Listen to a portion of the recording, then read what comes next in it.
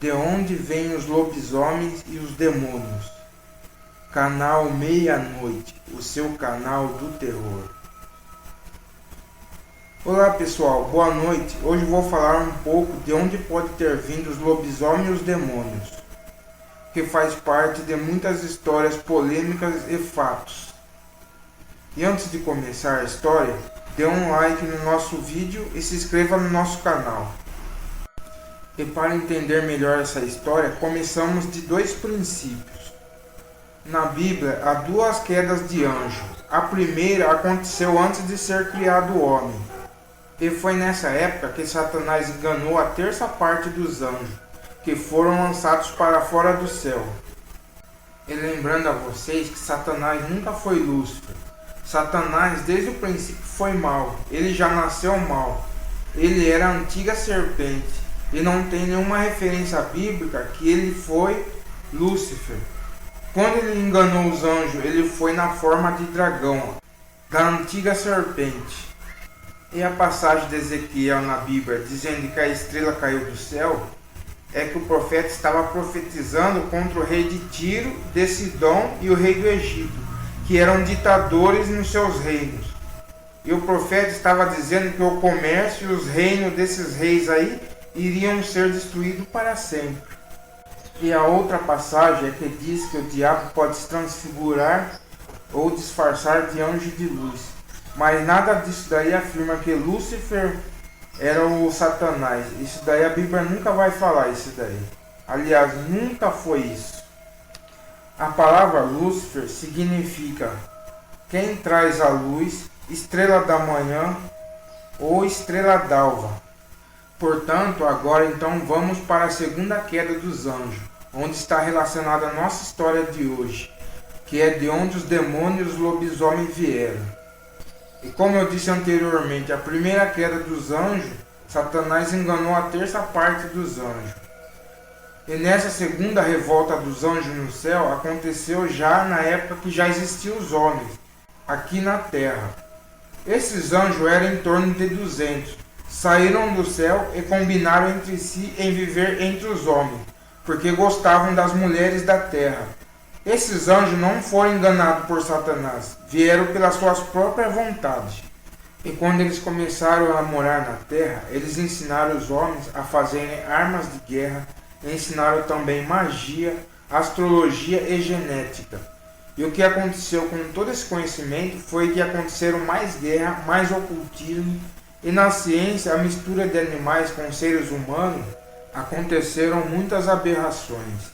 Tanto que nasceram muitos centauros, que era meio homem, meio boi, e também criaram outras criaturas do tipo como sereia, homens primata, medusa e muitas outras criações abomináveis. Inclusive a de lobisomem, que pode ter sido criado nessa época, com a mistura do homem com um lobo, ou até mesmo feito isso na magia. Agora, o caso dos demônios foram criados assim. Os anjos coabitaram com as mulheres, e nasceram vários tipos de gigantes. E quando esses gigantes morriam, os seus espíritos e almas eram negados por Deus, por não serem considerados homem, porque o homem foi criação de Deus, e os gigantes não eram criação de Deus. Então, como Deus não aceitaram os seus espíritos, ficaram vagando sem destino. Mas ainda, esses espíritos ficam assombrando os homens, que na Bíblia ganharam o nome de demônios. Você pode ver na Bíblia que Jesus vivia expulsando esses tais demônios que entravam no corpo dos homens, e até em animais. Isso é, ficavam vagando, saía do corpo, andava por aí, e quando voltava vinha com mais 7 demônios juntos. Os demônios não são anjos caídos, e sim trabalhavam para Satanás, para Beelzebu e outros demônios mais fortes. Os anjos caídos estão presos em uma cadeia eterna na escuridão. Estão trancados em uma prisão onde não podem sair sem a permissão de Deus. Agora, voltando para a história dos 200 anjos que ensinaram o homem a se corromperem mais rápido, foi que toda essa bagunça na terra, Deus mandou Noé fazer a arca e levar somente os animais que foram criados por Deus. E a família de Noé não foi corrompida pelo gênio dos anjos, ou mutações que tinham as pessoas antes do dilúvio. Se não tivesse o dilúvio, todos os homens seriam corrompidos geneticamente, e Jesus não poderia vir mais para a terra como humano. Bom, para bom entendedor, esse era o plano maligno desses seres demoníacos, com certeza, porque Jesus foi prometido vir como homem e salvar a alma da humanidade e fazer nós novamente filhos de Deus. Bom, aí vocês podem perguntar, mas o livro de Enoque de Jazar, que fala dos 200 anjos, não estão na Bíblia. Sim, não está. Foi tirado do cânon da Bíblia na Idade Média pela Igreja Romana, por eles acharem que não eram livros inspirados por Deus. Mas se você ler a Bíblia, você vai ver que os profetas antigos e os apóstolos sempre falavam de passagens bíblicas desses livros, e até citaram o nome desses livros na Bíblia várias vezes, tanto no Novo como no Velho Testamento. Até Jesus se autodenomina como Filho do Homem, expressão que Enoque usou para chamar Jesus quando ouviu no céu em suas viagens junto com os seres angélicos, pelas galáxias e dimensões do céu.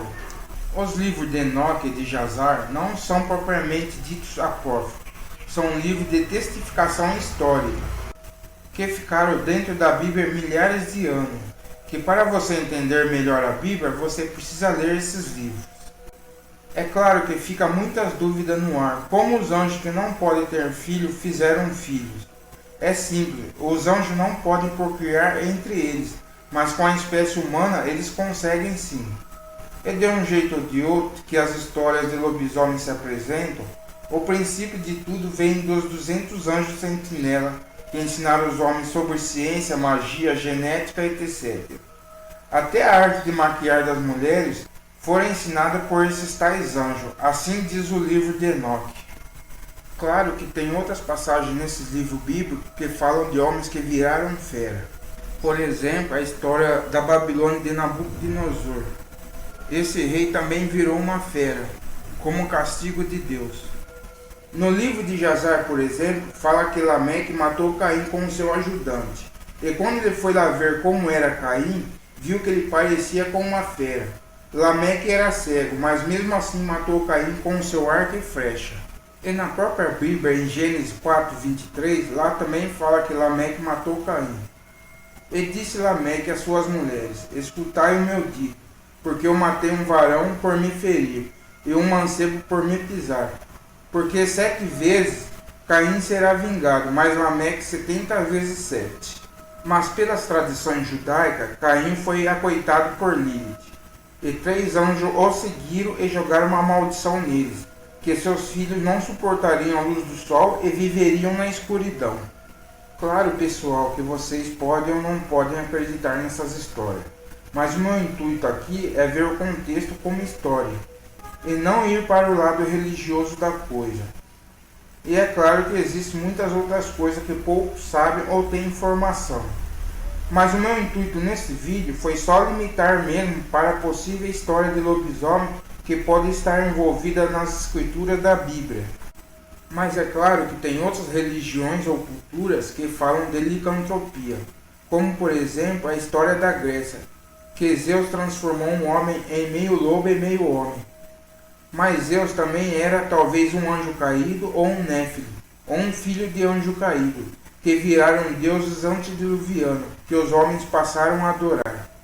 Agora voltando à história de Jesus, vamos explicar por que ele era Lúcifer, ou estrela da manhã. Apocalipse 22:16. Eu, Jesus, enviei meu anjo para testificar essas coisas nas igrejas. Eu sou a raiz e a geração de Davi, a resplandecente estrela da manhã, que quer dizer Lúcifer. A palavra Lúcifer ou estrela da manhã significa um título, como se fosse um rei. Não tem nada a ver que é um ser. Vamos para mais uma passagem da Bíblia. Em Pedro 2,19 fala assim: e temos firme a palavra dos profetas, a qual bem fazeis estar atentos, como a luz que ilumina o lugar escuro, até que o dia esclareça, e a estrela alva apareça em vossos corações. Estrela alva também significa Lúcifer. Aqui outra passagem bíblica falando da estrela alva. Em Apocalipse 2:27 e 28, aqui fala assim: e com vara de ferro regerá e serão quebrados como vasos de oleiro, como também recebi de meu Pai, e dar-lhe-ei a estrela da manhã. Aqui também está falando da estrela da manhã, é Lúcifer. Agora, para fechar esse assunto, na Bíblia há várias passagens falando dessa estrela alva. Só que ela indica toda hora Jesus Cristo e nunca o Satanás. Isso daí é doidura para quem não sabe ler a Bíblia ainda direito. E como eu disse anteriormente, Lúcifer é um título e não um ser. Agora eu quero ver você achar na Bíblia citações sólidas que indicam que Satanás tem esse título de Lúcifer, sendo que ele sempre foi mal, ele nunca foi do bem. Como diz a Bíblia em João 1:3-8. Quem comete o pecado é do diabo, porque o diabo peca desde o princípio. Para isto o Filho de Deus se manifestou, para desfazer as obras do diabo. Aproveitando esse vídeo também, vou falar outra coisa. O Satanás ou o diabo nunca foi inimigo de Deus. Isso é praticamente impossível, porque Deus, em um estalar de dedo, derrotaria Satanás. Na Bíblia nos conta que o diabo é inimigo da alma humana, ou dos homens, e nunca foi inimigo do Criador. Isto é até uma ideia errada que as pessoas têm. Deus criou Satanás desde o princípio para fazer o mal. Sem ele, os homens nunca saberiam ou conheceriam o que é pecado. Bem, pessoal, então como eu já expliquei no vídeo, o lobisomem pode ter vindo de várias fontes, tanto escrita no livro de Enoque ou Jazar, em que os homens foram ensinados a arte da ciência ou ocultismo, ou a genética de misturar animais com homens. Ou também nas histórias de Caim, que está no livro de Jazar, que quando foi morto por Lameque parecia uma fera. Ou também no ajuntamento de Caim e Lilith, que 3 anjos jogaram uma maldição em seus filhos que não poderiam sair à luz do sol, e ficariam fadados na escuridão. Essa história já é uma tradição judaica. Claro que na Bíblia tem outras histórias legais e misteriosas. Como exemplo, a Torre de Babel, que era um portal e também foi feita, na verdade, para que os homens sobrevivessem a um próximo dilúvio. E a outra história legal foi a de Jacó, com quem ele brigou na madrugada com um ser que teve que fugir porque estava amanhecendo. Bom, pessoal, vou parando por aqui porque são muitas informações para um vídeo só. Mais para frente eu faço outros vídeos a respeito dessas histórias. Bom, pessoal, agora chegou a hora dos salves que eu prometi no vídeo anterior que eu ia dar o salve para todos. Mas antes disso, dê um like no vídeo e se inscreva no canal. Agora vamos lá dar um salve pro pessoal. Eu mando um salve para o nosso amigo Jefferson Dantas. Eu mando um salve para a Eliana Aparecida, da cidade de Londrina. Eu mando um salve também para a Pet Rosa. Aqui também vai um salve para a Sandra Viesli. Eu mando um salve também para a Roberta Silveira e Marcos Vinícius.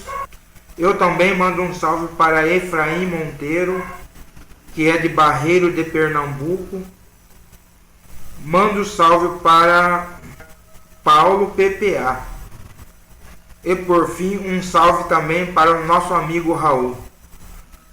Bom, pessoal, e não esqueça, quem gostou do vídeo, dê um like e se inscreva no canal. Valeu, até a próxima a todos.